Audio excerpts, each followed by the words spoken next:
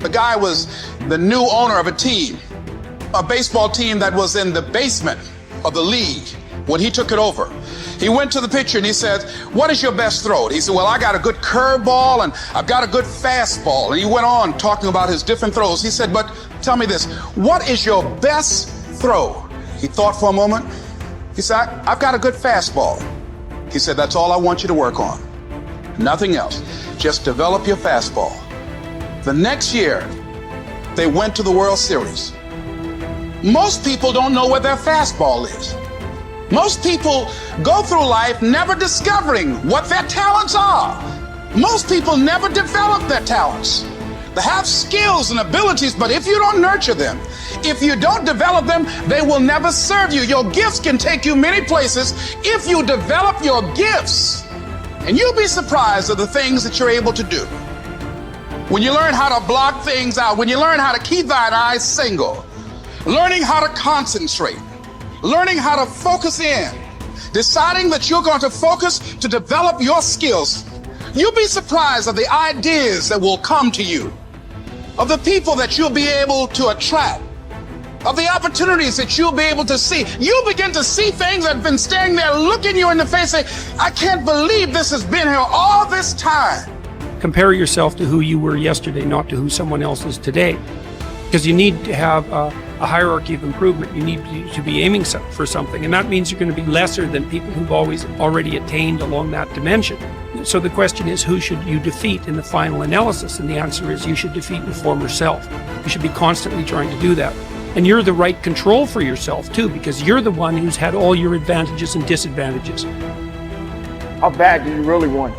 You gotta hear me. People talk about Oprah Winfrey, Ted Turner, Warren Buffett. Listen to me. I don't care how much money you make. You only get 24 hours in a day. And the difference between Oprah and the person that's broke is Oprah uses her 24 hours wisely. Your brain will trick you. You are your own worst enemy. Because life doesn't give you what you want. It gives you what you deserve. And if you haven't worked for it, if you haven't sacrificed for it, if you haven't given your all, then you don't deserve it. And you won't get it. Here's the problem I find most people have. They judge themselves through the lens of a moment. They fail at something. They miss. They embarrass themselves. They flub something. And they think that defines who they are. But I'm telling you right now, you're not defined by who you are. You're defined by who you want to become and the price you're willing to pay to get there.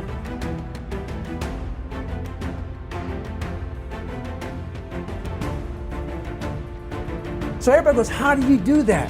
You know exactly how to do that. You know exactly, it's not a magic trick. There's nothing I talk about in that book that's a magic trick.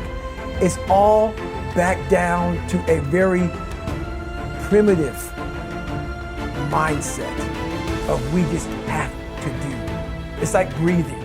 Breathing becomes normal. Like we don't know that we're doing it. That's how you have to live your life. When that alarm clock goes off at 4 or 5 in the morning, your mind says no. You just say, this is what we do. It's what we do now. Because to get to where you want to go, the amount of pain involved, I'm not saying physical, I'm not saying you got to break yourself off. The amount of mental pain of how many times you're going to have to do something that you don't want to do to get to where you want to go is going to be, there's going to be more times you do something that you don't want to do than you are going to want to do. And that's your new norm. That's your new norm.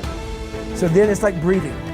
And then once you do this over and over and over again, it becomes like breathing. I don't want to live this lifestyle, but to get to the other side of this, I have to. So if you really want it, you realize what trying is and what trying is not. How do you overcome the suffering of life? Is be a better person. That's how you do it. Well, that's hard. It takes responsibility. And I think, if you said to someone, you want to have a meaningful life? Everything you do matters. That's the definition of a meaningful life. But everything you do matters. You're going to have to carry that with you. Or do you want to just forget about the whole meaning thing and then you don't have any responsibility, because who the hell cares? And you can wander through life doing whatever you want, gratifying impulsive desires for how useful that's going to be. And you're stuck in meaninglessness, but you don't have any responsibility. Which one do you want? Well, ask yourself, which one are you pursuing? And you'll find very rapidly that it isn't the majority of your soul that's pursuing the whole meaning thing, because, well, look what you have to do that. You have to take on the fact that life is suffering. You have to put yourself together in the face of that. This intense focus on one goal is not easy, but it is all important.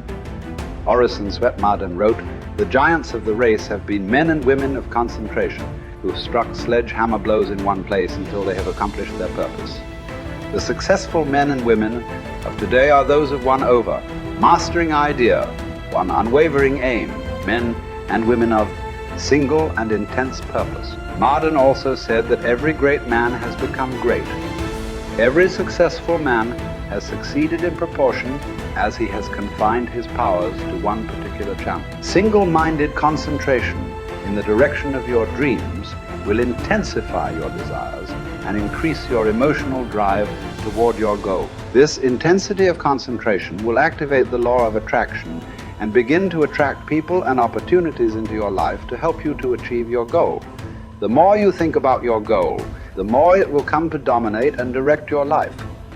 The more you think about it, the more rapidly you will move toward it, and it will move toward you. You're already in pain. Get a reward for it. Like, you're already in pain.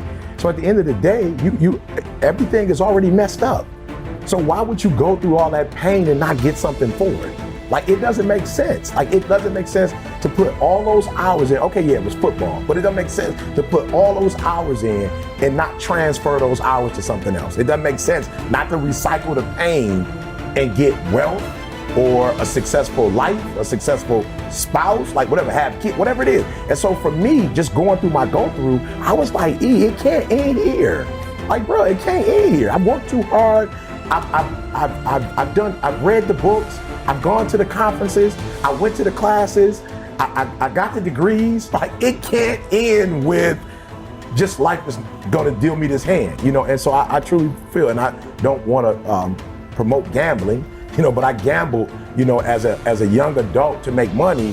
And I watched guys who had a royal flush lose because of the giddy and the excitement. I'm like, oh, he got something. You know what I'm saying? Okay, take what I have and leave. But I also watched people who had nothing in their hand with that poker face actually act as if they had a royal flush and win. And so I learned early, like, yo, it doesn't matter if you grow up rich. You still gotta play your hand. It's not like life says, all right, you rich, so you're not gonna have any, your parents will never get cancer. You know, nobody in your family will ever have multiple sclerosis. Like, you'll never get COVID. You're rich. It doesn't work like that. Like, you still have to do life regardless of how you come into life. And I think some people feel, well, if you come into life and everything is great, then that's the way you live life. But no, it doesn't matter. If you come in great, if you come in poorly, it does not matter. You have to do life. And if you're smart, you do life on your terms and you don't let life make you do it on its terms.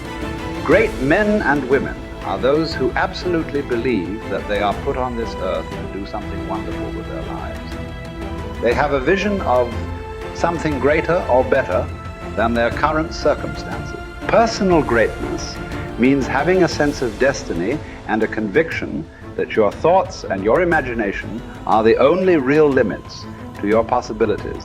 William James said, compared to what we ought to be, we are only half awake.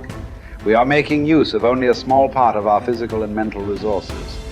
Stating the thing broadly, the human individual thus lives far within his limits. He possesses powers of various sorts which he habitually fails to use. The founder of Success magazine, Orison Swetmarden, once said, there are powers inside of you, which, if you could discover and use, would make of you everything you ever dreamed or imagined you could become.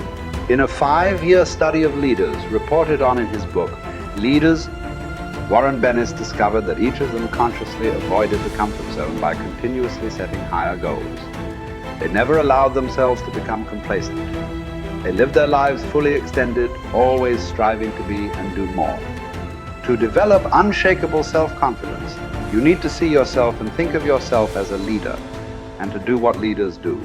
You need to stretch yourself toward the outermost boundaries of your potential. You need to set goals that draw out of you the very best that is in you. You need to work toward objectives that cause you to feel a sense of mastery and peak performance.